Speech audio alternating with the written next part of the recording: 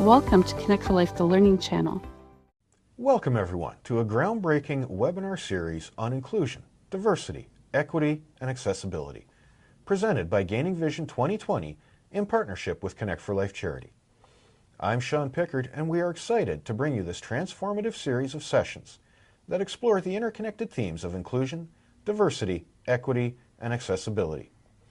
Our mission is to create a platform that celebrates the uniqueness of individuals, promotes equitable practices, and ensures accessibility for all.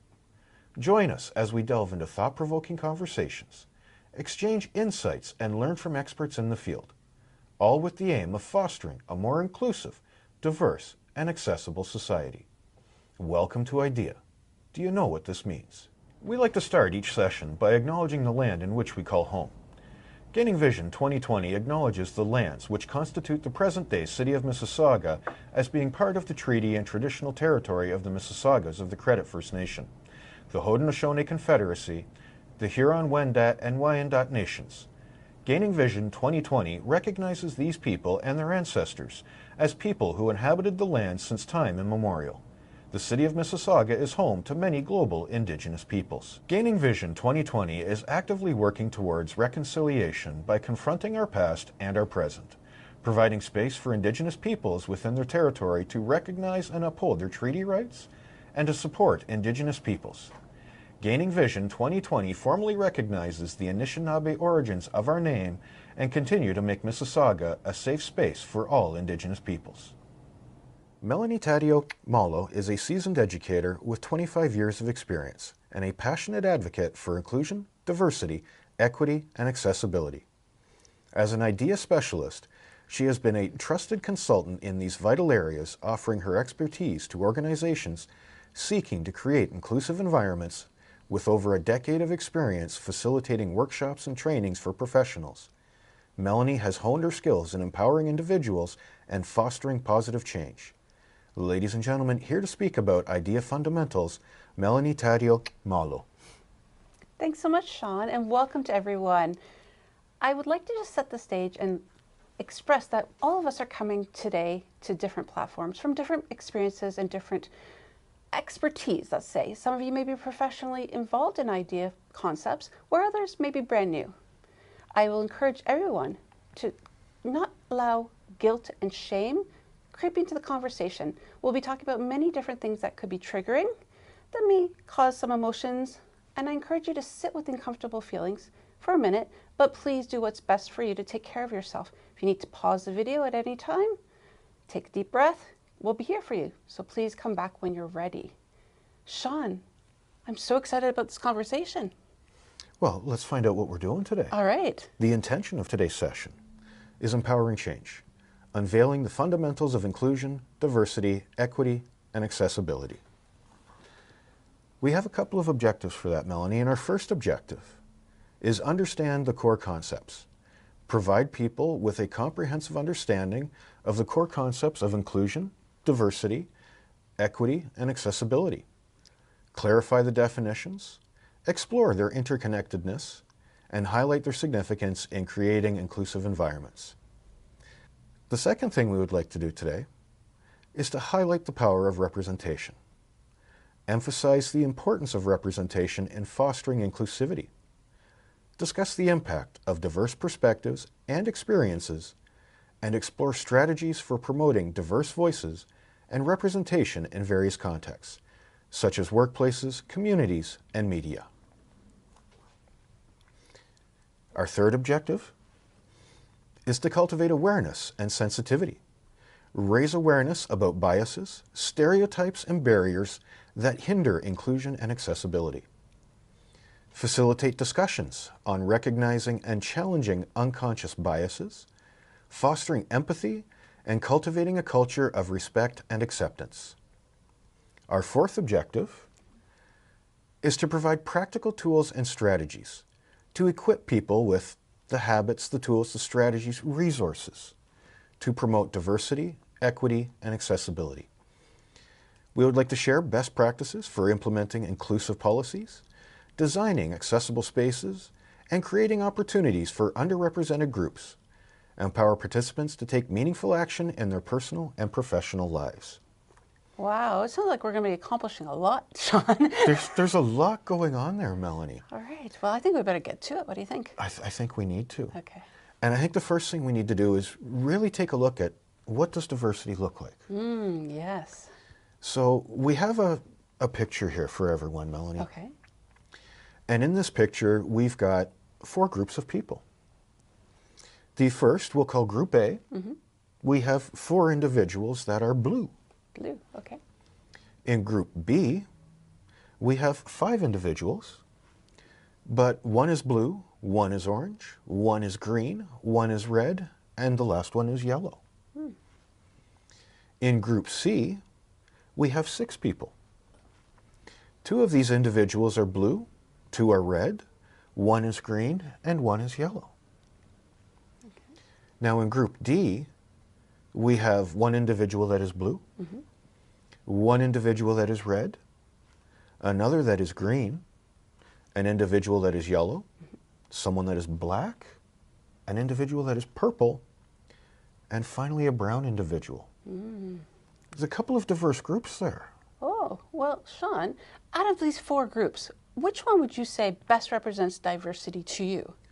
To me, I look at Group D as being the best representation of diversity. Oh, okay. And why did you select Group D?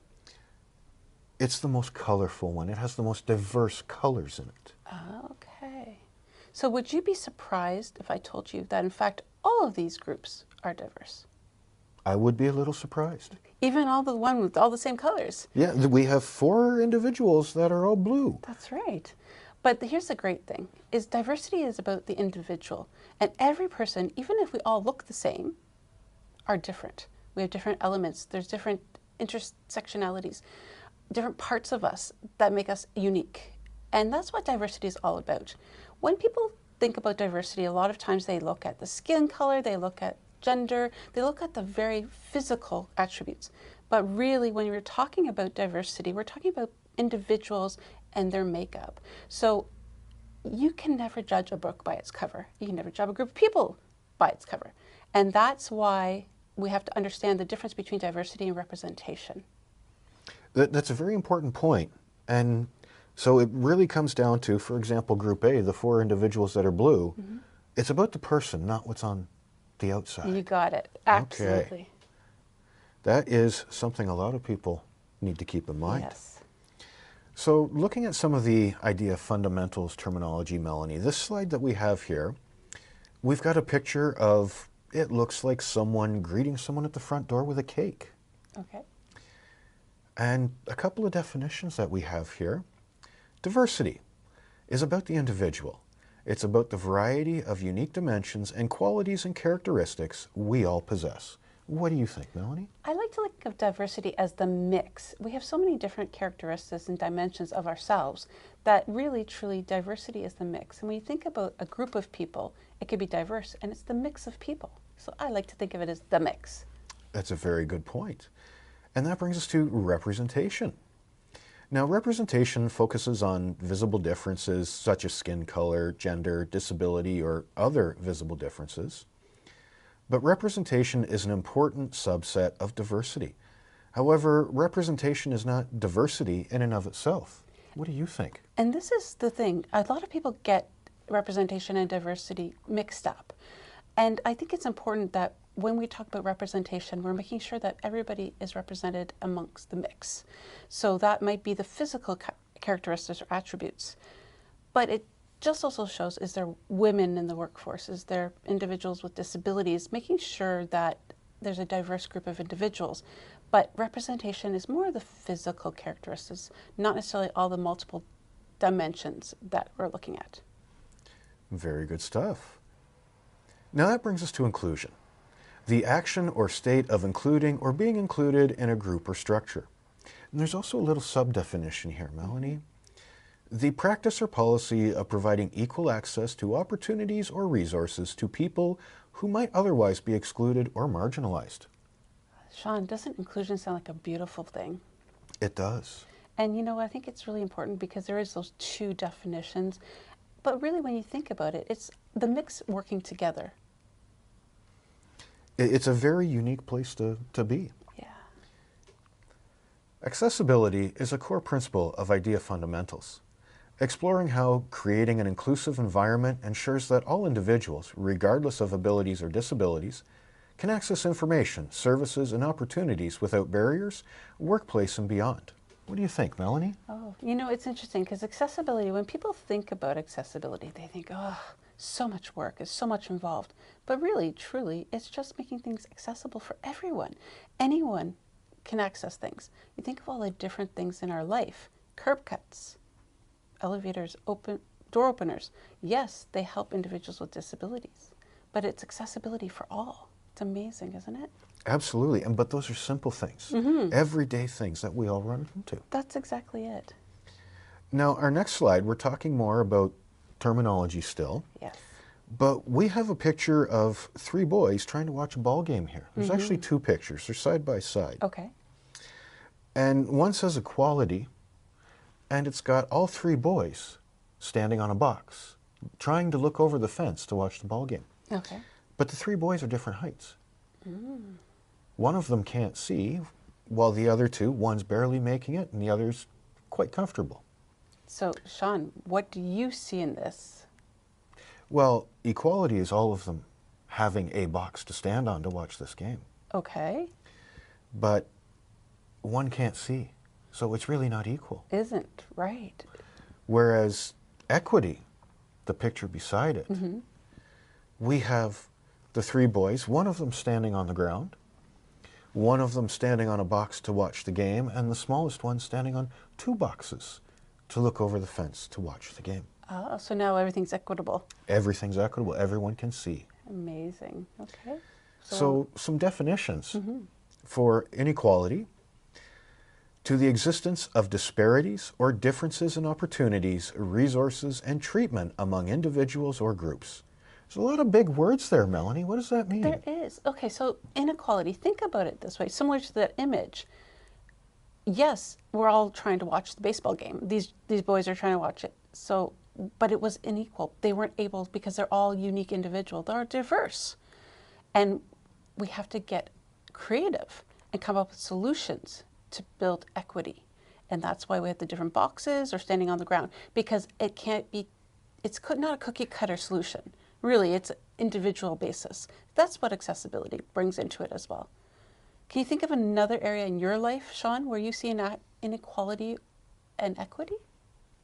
Oh, I think that occurs quite often. And it could be something as simple as going to the grocery store and seeing someone that can't reach something on a bigger shelf, on a taller shelf. Exactly. So what would be equitable? Making the shelves a little shorter. Ah, but would that make sense in a big grocery store to make it okay for everybody? What if the really, really tall person... Well, the really, really tall person would still be able to reach it. It would be about waist high for them. Ah, but Sean, we don't know what their situation is. We don't. Right? So this is the thing. It's about finding that fine line of what's going to work for everybody. And that comes with open dialogue, having conversations, and really understanding the fundamentals of I.D.E.A. Very true. Now, we do have the definition for equity here as well. Yes, please. And equity involves creating fair and just conditions by providing individuals with the resources and support they need to achieve equal opportunities regardless of their starting point or circumstances. Yes. Sounds a lot like what you just said, Melanie. Well, you know, it's interesting because I think when people think about equity, it's about equality. But really, truly, equity is making sure that everybody has equal access and making sure everybody has what they need personally to have the same opportunities. When you think about the workplace, we hear about, oh, things are not equal or inequality, but really, truly, the workplace can offer equitable solutions for everybody to have the same success. It's just about that conversation. It's a very good point. Now, some of the other terms that we want to go over here, our next slide is actually a nice little picture of some scales, weighing things out. Yes. And the first term we have is justice. Justice is the principle of fairness and the consistent application of policies and practices to ensure that everyone is treated with equality and without discrimination. What do you think, Melanie? Well, here's the thing. I think, again, in workplace especially, Sean, we're always focused on having equality, having equity in the workplace. But what we should really be striving for is justice. Everything should just become part and parcel of our organizations, our workplaces, in the policies, in the way that our management, everything is structured so that every person has the equal opportunities to be just themselves in their own skin, comfortable doing their job. It's a very unique place to be when you're in your own skin doing it that way. And it's true, but you know what? I think this is the thing. To us, it makes like common sense. Well, why wouldn't you have that? But the way that the system has been set up for years before, it hasn't been so just. It hasn't been focused on justice. It's about what needs to get done for A, B, and C. But the reality is it's way more than that because we're dealing with human beings. So get away from what society thinks we need to do. Exactly. And this is why I find bigger organizations and corporations, unless they take the time to really make sure they're having conversations with their employees, that they may lose their eye on the ball, if you want to say. They want to do what's best for the organization as a whole, what's going to bring us money. They forget about the employees, the people doing the work, and they're the ones they need to be focusing on. Because if an employee doesn't feel like there's justice in the company, that they have equity and equality every single day, they're going to have problems. I'd say they're going to have big problems. Yeah. But let's take a look at our next definition here. Okay. Intersectionality recognizes that individuals hold multiple social identities, for example, race or gender, and they intersect and interact, leading to unique experiences and forms of discrimination. What do you think, Melanie? Yes, so the thing is, we're going to do a whole webinar on intersectionality, and I think it's important that we just highlight these definitions. And I know, Sean, there's a lot of information in this webinar, but we're going to break it down so it's a little bit more digestible. But for this, again, looking at that diversity image, those diversity images, we can't judge a book by its cover. We don't know what's going on inside somebody. Yes, we could tell if somebody's white, if somebody's black, if somebody is a woman, a man, if somebody has a disability or not, based on what you're seeing sometimes. But inside, you don't know what's happening. There might be different ways they identify. There might be an invisible disability. You don't know their religion necessarily. There's so much more to one person's identity that we can't judge that book by its cover. Very, very important not to judge by a cover. Yeah. That's for sure. And now we've got the different dimensions of diversity. All right, Sean, before we jump into this, I want you just to take a moment and I want you to think about yourself. And I want everybody out there to do the same. Think about who you are as a person, just before we even get into the dimensions, because we're going to break each other down, not in a bad way. We're going to dissect ourselves. We're going to look at the different dimensions of diversity. But I want you just to think, and when I ask you, who's Sean? What pops into your mind first and foremost? Oh, there are many things. There's not just one. No, give me a couple then. Who is Sean? He's a guy that mixes music. He's a guy that helps individuals with disabilities record podcasts. Mm-hmm. He's a guy that does that with a brain injury at the same time. Mm-hmm. So there's many different things in there. Okay, so I'm just going to point out what I heard. You shared what you do for people. You didn't really tell me who Sean was. You told me what you do. Sean's the guy that helps people. Ah, okay. And that's great. So let's dive into these dimensions now. Very good. The first one we have, personality. Mm-hmm. And I'd say this is at the very core of our being. Melanie? Mm-hmm. So personality, you think about that. This is the adjectives that we use to describe ourselves. So when you told me you're the guy that helps people, that doesn't tell me who Sean is. It tells me what you do. So who is Sean? I'll use myself as an example. I'm a kind person. I'm shy. Those are adjectives that would describe who my personality is. And these are ones that we kind of give ourselves, but it's also the ones that people will use when they describe you based on what your personality. So I can say for Sean, because I know you well, Sean, is you're outgoing. Very. Right. So again, that's your personality. That doesn't mean it's only who you are. That's what I see in your personality. Again, this is why there's so many dimensions, and we're going to break them down. So the next one? The next one we have, internal dimensions. Our internal dimensions are those parts of us that we consider integral to our identity. Okay. So now internal, that means not everybody sees them. It's what we know inside of us. This could be our religious beliefs. It could be cultural. It could be many things that maybe wouldn't be present and visible to other people. This also is something that can be used against us in a discriminatory way.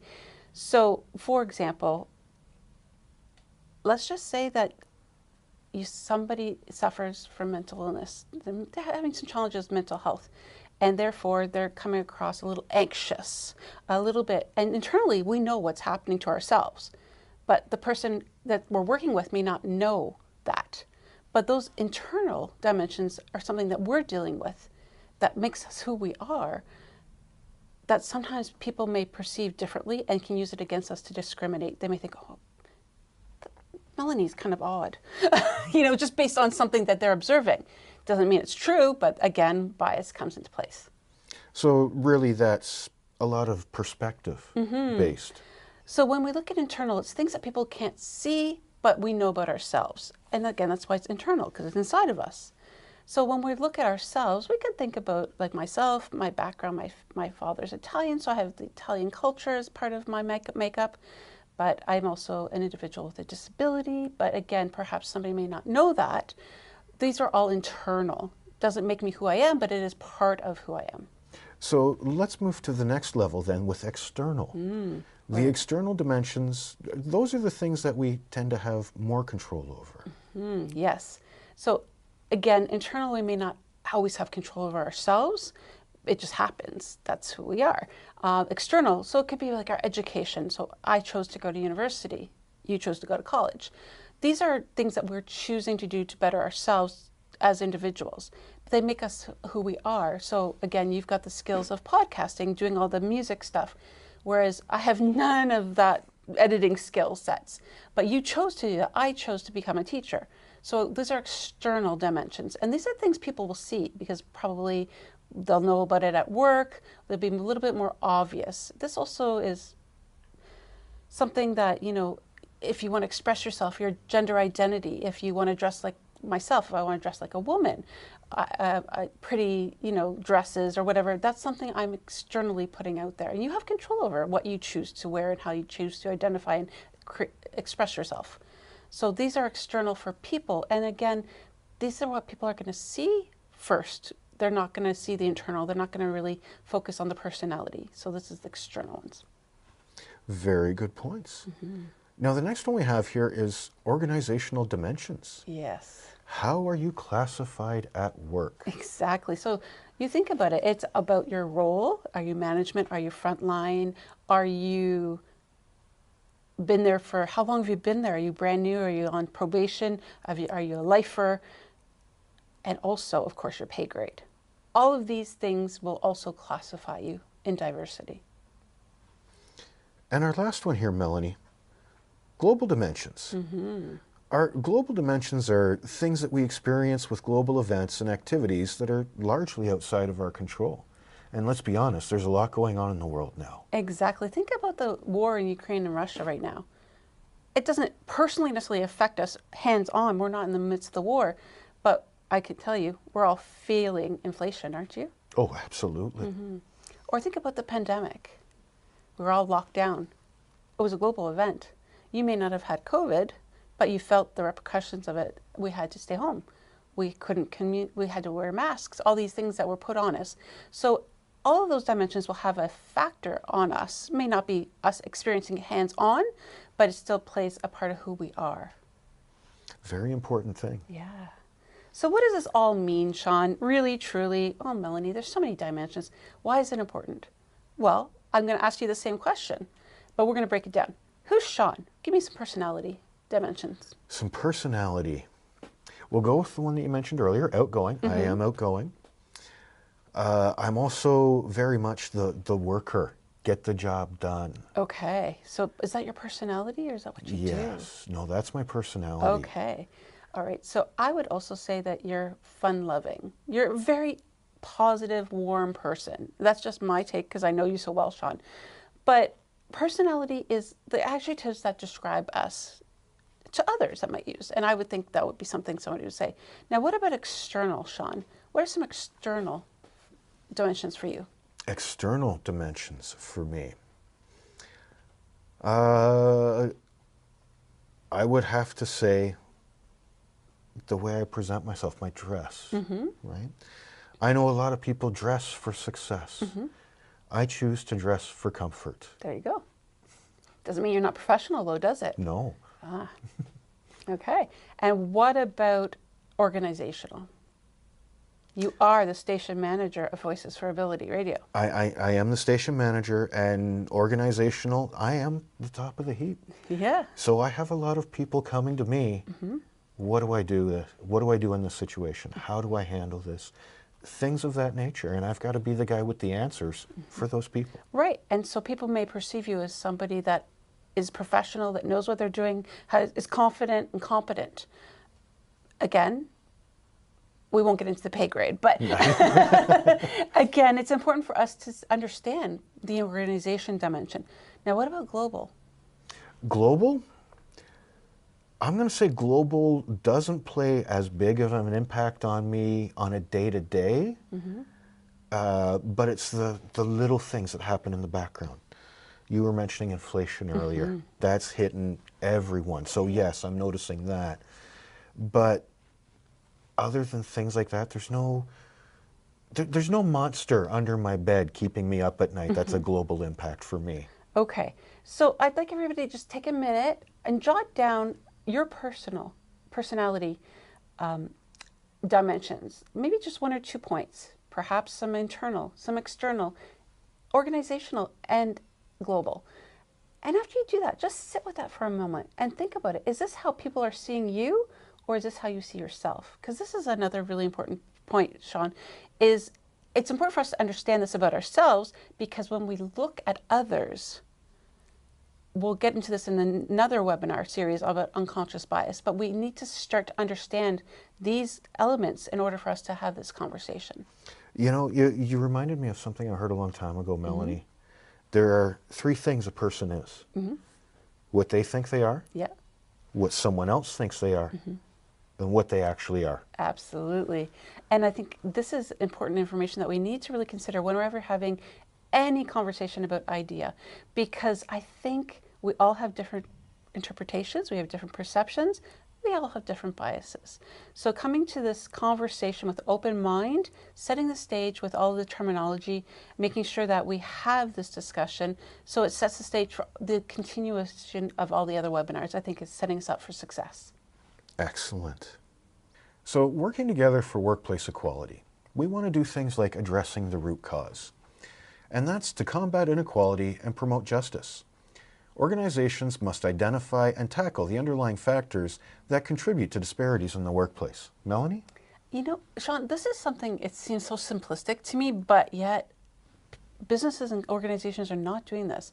So in order for us to combat it completely, we need to set ourselves up for success.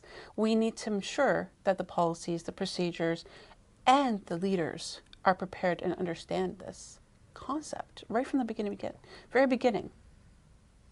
So it's that tricky portion again of getting someone else to understand the concept. And the thing is, in order for you to have a culture in a workplace that is inclusive, that has equality and equity as the norm, the leaders need to believe it, they need to walk the walk, they need to talk the talk, and they need to ensure their policies and procedures are set that way so that it trickles down for everyone. The trickle-down effect, I remember that. I love that. Now, we're also looking at equity in policies. Implementing equitable policies and practices, such as fair hiring procedures, diverse representation in leadership, and unbiased performance evaluations.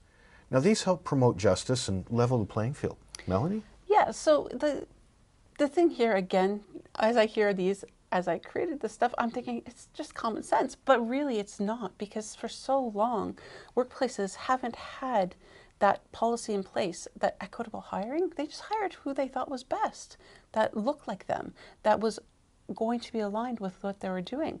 But the reality is now we have to have fair hiring. We need to be inclusive in our hiring, and we need to ensure that we are making sure we're encouraging people of all different backgrounds and identities to come to the table, because then we create a diverse and inclusive workplace where different perspectives are brought to the table and productivity goes through the roof. But we need to start with the policies. We need to start with making sure the hiring procedures, that when we're doing performance appraisals and going through the reviews, that it's not just being done by one person that may have bias, it's by a group of individuals. Yes, perhaps the manager and or the supervisor and the employer having that one-on-one, but when you're hiring, you have a panel of people from diverse backgrounds that look at it differently. So ensuring everybody is represented at the table. Very important stuff there. Now, the next point, this is one we've, I believe you and I have discussed many, many times. This is inclusive culture. We are looking at fostering an inclusive workplace culture that celebrates diversity, promotes open dialogue, and values all employees' contributions as essential for achieving workplace justice. 100%. When an employee can speak openly, freely, and be who they are and feels heard, seen, and valued, that's inclusion. Because again, each individual person has so many different parts of them that may not be able to shine through if they feel that there's any sort of bias or any stereotypes, things like that. It's important for us to make sure we're helping create a sense of culture in our workplaces where everybody can just be themselves. And again, that may be starting with the leadership, allowing those open conversations and dialogue amongst their teams. It could be having an opportunity for employees to share their thoughts in an anonymous way. There's many ways, and we'll get into these things as we go through the webinar series, but I think it's important for us just to understand the concepts at this stage. Now, all these points taken together, Melanie, they come together in what can be considered training and education for a workplace. So providing training on unconscious bias, diversity, and inclusion helps raise awareness. It empowers employees to challenge discriminatory behaviors and promote justice. Absolutely, and I think, people think, they hear the buzzwords diversity, inclusion, and some of the terms that we went through today, and they just think, oh, yeah, I know that. But training and education from the leadership down to the employees is a necessity on an ongoing basis. It's not just a one-off, thinking, okay, I've checked that box, I'm done forever, because it evolves, it changes, and continuous education will allow the employees to be able to learn what's happening in their own workplace, because most training is tailored to the individual organization. But what we find is if companies are not providing the education and training, especially for their leadership, it's never going to happen in their company. That can be very bad. Definitely. Now, looking forward, looking at workplace equality, how do we measure that? That's some of the stuff that we've got to get into. So we've got things like using metrics, establishing metrics and data tracking systems to monitor progress in promoting equity and justice within the organization.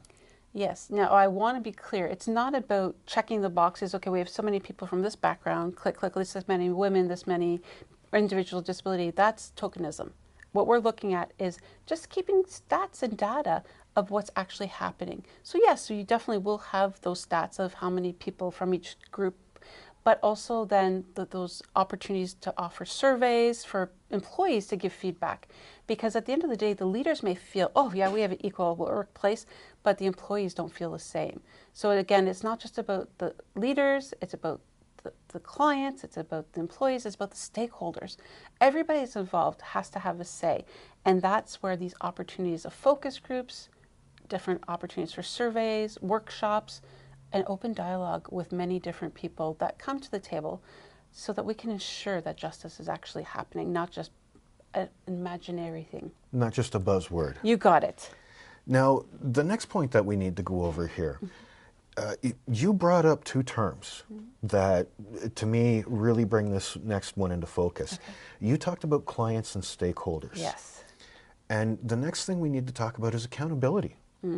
Holding the leaders accountable for driving for positive change and meeting diversity and inclusion goals. Absolutely, because again, whoever's at the top, whether it's the CEO, the director, whatever the term of the boss is, it could be a board of directors, it could be several people. If there's not representation and a diverse group of individuals at the top, it doesn't filter down, and it's easy for them to say, oh, it's not existing when you hear from the employees, the clients, and the stakeholders. But again, it's that walking the walk, talking the talk, and making sure that we hold them accountable. So if by chance, let's just say, you go to a company or organization and there's no representation of any individuals with disabilities working there, I, as an individual with a disability, may be concerned because it's, to me, not there's no equality, there's no justice in the workplace. But that's my perspective. But if it's something that consistently is a trend for the company and a lot of different groups are not being represented, then this might be something that the leaders need to be brought aware of and answer to. And again, what you found in the past is you'll notice companies will stick with what they know. The people that they identify with is who's working for them. And that's not the way in today's day and age it needs to be. It needs to be diverse. It needs to be the best people for the job despite their backgrounds. Again, ensuring that we are not only having a workforce that looks diverse, that is actually inclusive, where they can come, they can show off their talents and skills and abilities and gifts just by being themselves. It's not something that we're putting together because we have to, but it's the right thing to do, not only from a personal and societal thing, but it's a good business sense. It's a good business case, in fact. It's actually really nice to think about what can be done if everyone worked together. Absolutely, and this is the thing. That's why IDEA fundamentals are so essential. It may seem so simplistic in that this whole webinar we've been talking about terminology, but Sean, it's about creating a basis, a foundation of how we move forward with all of these webinars that we're setting the stage for. And that way we're going to dive deeper each and every webinar so that all of you can definitely have an opportunity to explore these IDEA concepts alongside of us. Well, you mentioned we were talking a lot about terminology today. And terminology is a good opportunity to learn. Yeah. I mean, I'm about to learn something right now with what we're going through, Melanie. Okay, what do we got? Most people, I'm sure, remember the golden rule. Do unto others as you would like to have them do to you. That's right. And again, we were taught that growing up. It was to teach us about respect and kindness, to be kind, because that way others will be kind back to you. But the golden rule, when it comes to diversity, equity, and inclusion, is no longer acceptable. In fact, we now look at the platinum rule. Do unto others the way they want to be done unto. So it's not about what we think they want, it's about how to treat them the way they want to be treated. So when you think about it, Sean, you are a different person than I am. And although I'm going to always treat you with respect and dignity because that's who I am, you may also want to be treated in a different way. Let me give you an example. For example, in the workplace, if you're doing an amazing job, I may want to be recognized with an award and a certificate and be like in the spotlight. You may hate that. And you may want to be recognized in private. You may want to be treated differently because that's what you feel comfortable with. So it's really trying to understand what individuals want themselves because they are different individuals. So it's not the same one size fits all anymore. It's about understanding the other person. Yes, you still can usually treat everybody with respect and dignity, of course, but I think it goes deeper than that. It's really listening. Active listening is key to this platinum rule, is really getting to know the individual and their many different dimensions, who they are, the different intersectionalities of them as an individual. And that way you learn about how they want to be respected, how they want to be treated. And then that's when we have an opportunity for ourselves to learn about the other person and how we interact with that person. With communication style, again, I'll use an example. Myself, I'm a supportive communicator. That means I want to support and help empower others. I listen, I'm empathetic. My husband, on the other hand, is a direct communicator. He says it how it is, doesn't care about it, just gets his point across. A supportive communicator is somebody who tells stories to illustrate their point. My husband doesn't have time to sit there and listen to my stories. He's like, get to the point, Melanie. Now, for the beginning, for me, that was a really big adjustment because that's who I am. But I have to also respect the fact that that's not him.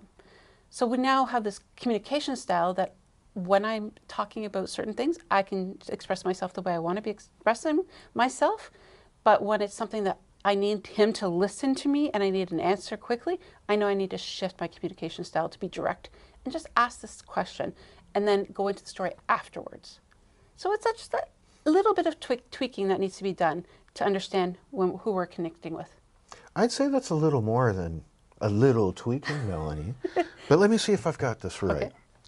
So the platinum rule is actually taking the time to actively listen, understand what another individual needs, and then being able to provide it. You got it. Absolutely. So again, still kindness and respect, absolutely, very key, but going the extra step to take that time.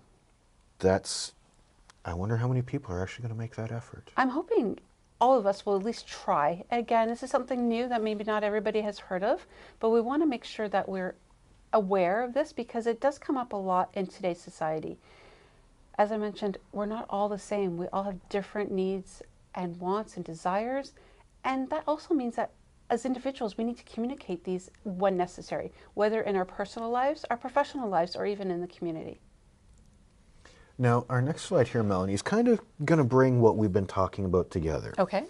But it's one of those slides where we have just 4 little graphics that we can talk about. All right, let's go for it. And it's the golden rule versus the platinum rule. So we've talked a little bit about it, but the first graphic is approach to empathy. Yes. This has a picture of an individual's head with gears in it as if they're turning. So again, being empathetic is really using that active listening and using our compassionate side to really understand somebody else's situation. This is important for us in our daily lives and personal lives. Of course, with any of the people we interact with, our friends, our family, our partners. It also could be in the workplace though, whether it's colleagues, coworkers, or supervisors, managers, and employees. Even our clients that we serve or stakeholders that we partner with, having empathy to the situation that they're in will help us understand that platinum rule better. Wonderful stuff. Now our next one is individual differences. Let's talk about the individual differences of golden rule versus platinum rule. Okay, so individual. Sean, you're a man. Yes. I'm a woman. That's one difference right there. Our upbringings are very different as well. Right? So my background, as I mentioned before, my dad's Italian, my mom is Canadian. Your background? All Canadian. Okay. So there you go. So right there, our upbringings are different. And then, of course, we have our own dimensions of personality. Right? Absolutely. And then, again, different disabilities. Correct, Sean? Correct. See? Now, we have to individualize each thing for a platinum rule. So understanding, taking the time to understand, listen, and then putting that together. There's a lot of work there, Melanie. It seems like it, but because we're breaking down the concept. But once it becomes practice. Once you do it, it's there. Because listen, do you think about the golden rule at all? You just do it, right? Exactly. That's right, because it was put into us over and over again.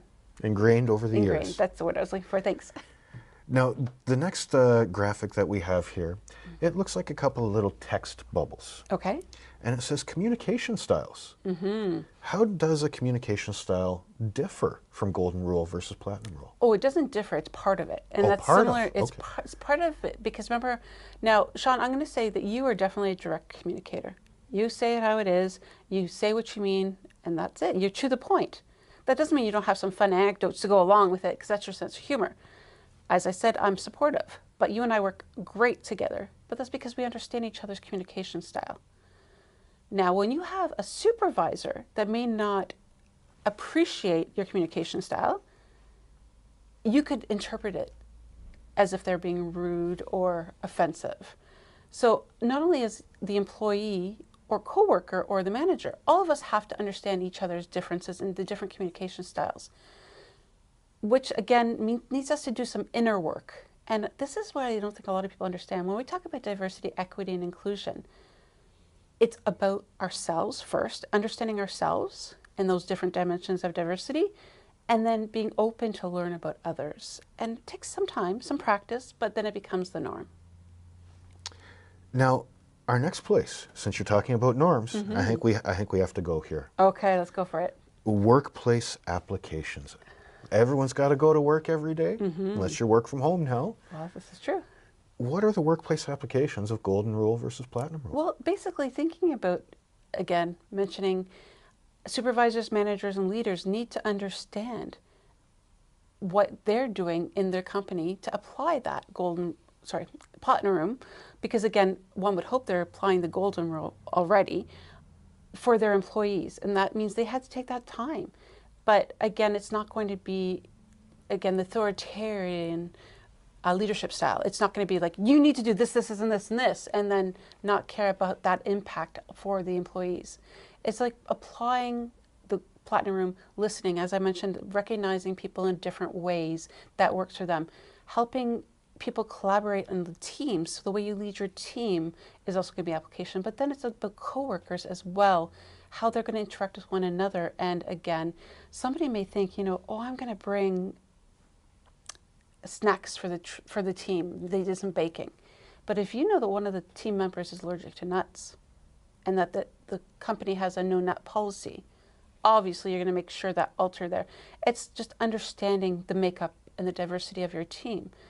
Again, if there's a vegetarian on the team, you're not going to just bring a whole thing of chicken wings and leave it at that. You're going to have an alternative option. So really taking that time to understand who we all are, who part of your team is, and applying it at work as well. So there's a lot of different relationships that you have to keep in order with this. Absolutely. Now, the benefits of bringing the IDEA fundamentals into your life, implementing them into your life. Yes. We're talking about things like embracing the IDEA fundamentals. Now, this helps you develop a deeper understanding of diverse perspectives and experience. This will increase empathy and fosters a more compassionate and open-minded approach to interacting with others. Yes, and this is the thing. I think what people are, they may think if this is more work because this is new concepts for some. For others, it may be the norm, but for some, it can be new. But when you start to understand all these elements about human beings, if we can be open to understanding these, it's going to automatically impact us with empathy and compassion. And those senses inside of us will come through because now we're paying attention to them. Paying attention, that's a big thing right there. So the next benefit of implementing the IDEA fundamentals in your life is really about fostering inclusivity and belonging. And by prioritizing inclusion and equity, you can create an environment where everyone feels valued and respected. Now, this sense of belonging fosters stronger connections and a more supportive community. Melanie? Yeah, so imagine going to a place you work at and not feeling like you belong, being an outcast. I think it can be in any situation, in the community, at school. You don't want to go, you don't want to be a part of it, but when you feel like you belong and you're being heard, seen, and valued, you're going to go and you're going to give your all. You're going to do everything possible. And ultimately, it allows for creativity, and that leads to productivity because you have diverse perspectives coming to the table, working collaboratively together to have something great. So it only makes sense for us all to really understand and embrace IDEA fundamentals. Absolutely. So another benefit that comes with implementing the fundamentals of the IDEA concept in your life is it promotes personal growth. When you're embracing diversity and accessibility, it challenges you to expand your knowledge and worldview. It encourages continuous learning and personal growth, making you more adaptable and open to change. Absolutely, and I think lifelong learning is something that's very powerful for everyone.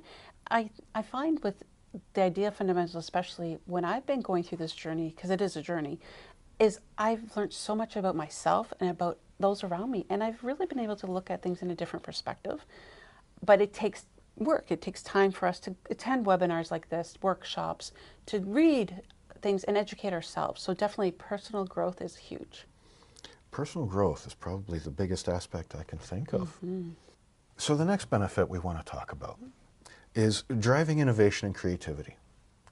Diverse perspectives and experiences stimulate creativity and innovation. By incorporating IDEA fundamentals, you encourage a variety of ideas and solutions that lead to more robust and innovative outcomes.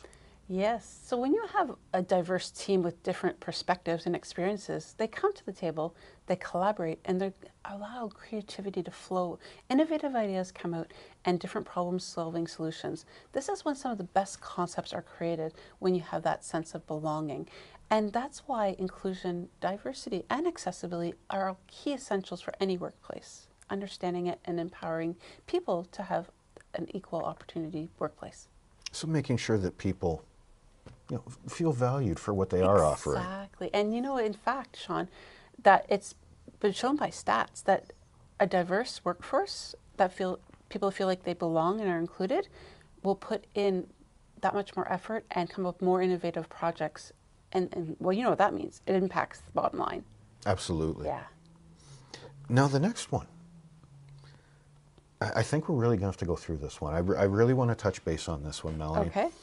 Because we're talking about something that supports mental health and well-being, something that we could all use a little bit of support with, I think. Yeah. A culture of inclusion and understanding promotes positive mental health. Feeling accepted and valued boosts self-esteem and reduces stress, contributing to overall well-being. Absolutely. Again, think about it. When you feel stressed, when you feel that people are talking behind your back, or you're having a really off day and people are not giving you the psychological safety environment that you require in that moment, or they're not understanding you, what you're going through, you're going to shut down. You're not going to be productive. And you probably will take some stress days or maybe even go on stress leave. So ultimately, if you create this inclusive culture in the workplace and allow people to feel supported, whether that's through open dialogue, having a quiet room to go to when necessary, allowing for those breaks or flex time, whatever it is that company has in store for them, that allows people to feel more supportive mental health. And there's so many courses on it, and now it's a much more talked about topic in the workplace. Now, we're getting into an area here where we're talking about the relationships at work and the benefits. But let's go back to the relationships for a second, because bringing these fundamentals in, you can actually strengthen your professional relationships. 100%. It's about respect. It's about understanding each other. I can tell you, I've had bosses that I've had amazing relationships with because they've treated me with respect and understood where I'm coming from, who I am, my needs, but also I felt comfortable enough to have open dialogue. But then I've had bosses that were horrible. They didn't understand. They don't care to understand. They were working 9 to 5. They were out of there. Who cares about Melanie? So the reality is, if we enforce and encourage these fundamentals and people becomes the norm and becomes embedded in the organization's strategies and in the procedures and policies, their employees, including the leaders, will have this down pat, and the relationships will be strong, which will lead to employees staying longer. They're going to have job satisfaction, and they're going to be committed. So how do we bundle this up into a little package and sell it with benefits? That's the question. Exactly. And it's so important because I think when we talk about inclusive culture, if you find a company that has an inclusive culture that treats everybody the way they want to be treated and they love what they're doing, you're not going to have staff turnover. You're not going to have people going off on stress leave or just talking poorly about the company. It's a win-win. It just makes common sense to me. How about you? I think you're going to have a productive company there if everyone's actually doing what they're supposed to do. Exactly. Now let's talk about some other benefits here. All right.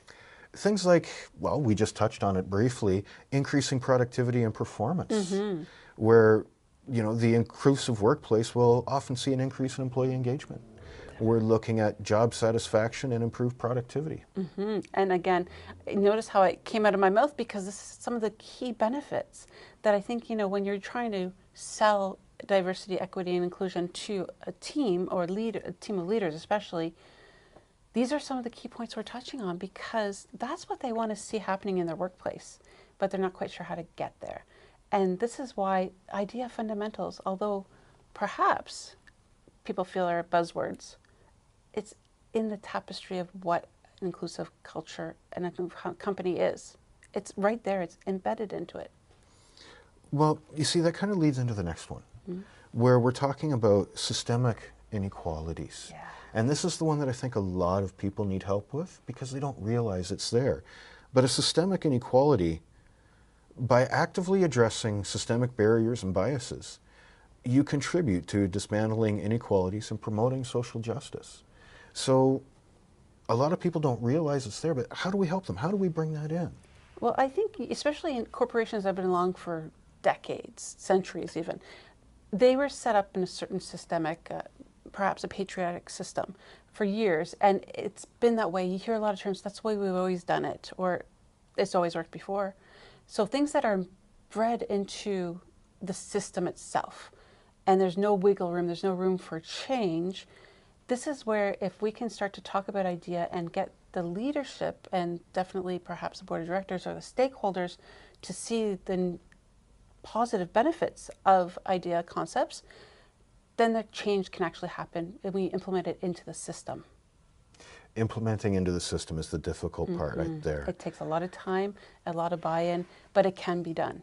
But implementing it into the system is kind of the smaller brother of the next benefit I want to talk about here, where it builds a better society. Yes. So implementing the I.D.E.A fundamentals in your life will expand beyond your personal benefits, beyond your personal borders, if you will. Now, that'll help society at large, starting with your little segment, I believe. But what do you think, Melanie? Well, okay, so yes, we've been talking about the workplace a lot, but think about it in your personal life, in the group of people that you associate with, whether it's your family, your friends, the community. You want to treat them with respect. You want to treat them the way they want to be treated, but you also want to understand who they are. So using that empathy, the active listening to really get a better feeling, because then not only are we becoming better people, but we're also understanding people. So when we're out in the community, in society, we're more likely to have those interactions that mean more, that are more impactful, that also will help others grow and learn. And again, not to say, let's go sing Kumbaya and everything be wonderful and rosy, but it will help people get along better by listening and understanding one another and embracing and empowering them to be themselves. Embracing differences is key here. And it's amazing how much you can cover just by actually listening to someone. So true. So Sean, there's some really great strategies here in this PowerPoint. I'd love you to go through them and then let's come back and discuss after you've gone through them. So the first strategy we have is cultivate awareness. Educate yourself about various aspects of diversity, inclusion, equity, and accessibility. Use books, articles, or online resources. Engage in self-reflection to identify and challenge your own biases and assumptions. Embrace empathy. Practice active listening and seek to understand others' experiences, perspectives, and feelings. Put yourself in others' shoes to empathize with their challenges and triumphs. Foster inclusive conversations. Encourage open and respectful dialogue with friends, family, and colleagues about diversity-related topics. Be mindful of your language and avoid making assumptions and using offensive terms. Now, there's a lot there in those first three. Let's start with those, Melanie. Absolutely. So I think what is really important for us as individuals when we're talking about I.D.E.A fundamentals is just to take time and use common sense. Now, what that means is obviously being aware of ourselves and of others and taking time to listen and really reach in to understand empathy, active listening, and coming back to what that platinum rule really talks about, how others want to be treated and how we as individuals want to be perceived. So our next strategies emphasize inclusion in decision making. Ensure that diverse voices are represented and heard in group discussions about decision-making processes. Value the input of individuals from different backgrounds and experiences. Champion equity. Advocate for fair treatment and equal opportunities for everyone. Support initiatives that address systemic barriers and promote a level playing field. Address accessibility. Consider the accessibility of spaces, events, and activities for individuals with disabilities. Make efforts to accommodate diverse needs, such as providing alternative formats for materials or offering closed captioning for videos. Melanie, what do you think of those? Well, I think this can be happening in the workplace, in our community, and definitely even at home, is really truly paying attention to whoever's making the decisions has diverse opinions and thoughts and views. So whether it's a committee, whether it's getting feedback from employees or community members, really being well informed and educated and considering accessibility every step of the way. Again, accessibility isn't just for individuals with disabilities, it's for everybody. it's ensuring everybody has equal access, and talk about equality and equity, that everybody has a level playing ground to be successful and just be who they are. And I think all of this is embraced in what you just said. And it's interesting, you mentioned events. People take those for granted, but even if something that's happening in our community event, it may not be accessible. It may not be inclusive. It may not be diverse. But again, choice is everything. We aim to have inclusive events. We aim to have accessible events. But I think the more we talk about it, the more we educate, the more that we are informing ourselves, the more events will become inclusive as we go. The more that we can make them ourselves. So some of our next strategies are things like being mindful of microaggressions. Be aware of microaggressions, subtle expressions of bias or prejudice, and avoid engaging and perpetrating them. Intervene when you see others experiencing or perpetrating microaggressions. Seek out diverse experiences. Engage in activities, events, and organizations that celebrate diversity in different cultures. Read books, watch movies, or listen to music from backgrounds to broaden your perspectives. Take action. Participate in community initiatives and volunteer for causes that promote diversity and inclusion. Support businesses and organizations that prioritize I.D.E.A principles. Melanie? And you know, it's so important here. You see, it's about us taking action, being accountable for ourselves, for educating ourselves, getting involved in different diverse initiatives, as well as understanding our biases. And I know in a future webinar, we'll dive deep into that, because I think this is a huge piece of diversity, equity, and inclusion. But I really think it comes down to, Sean, is who do we want to be in our own community, in our workplace? Who do we want to represent? And I know for myself, I want to be as inclusive as possible. There's been a lot going on with this webinar today, Melanie. It is. And I want everybody to know that this is setting the stage. We're laying the foundation. That's why it's fundamentals, Sean. It's a lot of information to digest, and I want you to take time and take some time to reflect. I know I take time on a regular basis to update myself, educate, and digest this, and think about how it impacts my everyday life. Because I think it can be a concept that is foreign to us because we're not actually acting on it and doing something about it. But the more we do it, the more we imply and implement it into our lives, the more it becomes the norm. That's a beautiful way of looking at it. And I think it's actually a pretty good summary of what we're trying to do today. We have covered a lot, fundamentals and terminology, the different dimensions of diversity, golden rule, platinum rule. Yes. Okay, that was new to me. So if you wanted to summarize all of that, Melanie, what would you do? How would you say it? Okay, so wow. And I'll say wow because it's a lot of information. But I will say this, it's important information for us to lay that foundation and let us prepare for what comes next. I encourage everybody to take some time and think about, where are you on your journey for I.D.E.A? It's okay if you're at the beginning stages, because through this webinar series, we're going to help you gain insight, learn a little bit more about yourself, about the concepts, and definitely please don't feel overwhelmed, because every step of the way, a layer will peel back and it'll be like, aha! And so please be patient with yourself. Again, as I mentioned at the beginning, there's no space here for guilt and shame. Take time for yourself and do what you need to do to make sure that you are safe. Ladies and gentlemen, we would like to thank you very much for joining us here today. And if you would like further information, please reach out to Connect for Life at connectforlife.charity@gmail.com or Gaining Vision at gainingvision2020@gmail.com. Thank you very much for joining us today. I'm Sean Pickard. Thanks so much for joining us. Thanks, Sean. Thank you, Melanie. Bye for now, everybody. Bye. You've been listening to Connect for Life, the Learning Channel, an official Connect for Life podcast. Visit us at connectforlife.ca.